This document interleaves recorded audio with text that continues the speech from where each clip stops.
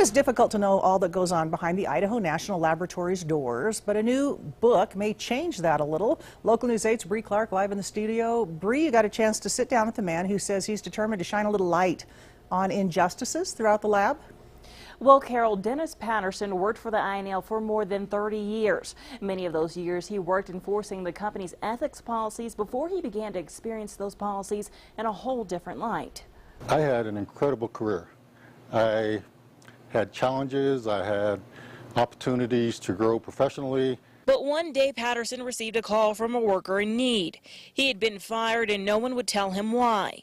And as the ethics officer on duty, it was Patterson's job to resolve the issue. I told him I would do my best to look at the issues and get back to him. And that's when the trouble began.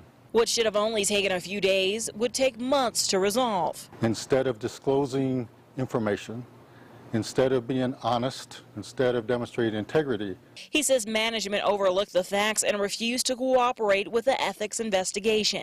And although the issue would eventually get resolved, things were about to change for Patterson. I became the bad guy.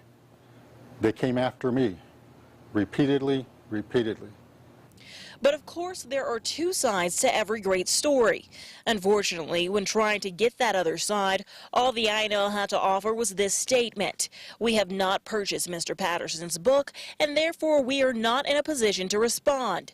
But Patterson says everything you need to know are in the facts. The facts are that DOE found that they retaliated against me numerous times. They have never recognized or owned up to that fact. I also attempted to contact the Department of Energy as well as Patterson's supervisors at that time. None were available for comment. Live in the studio, I'm Bree Clark. All right, thank you, Bree.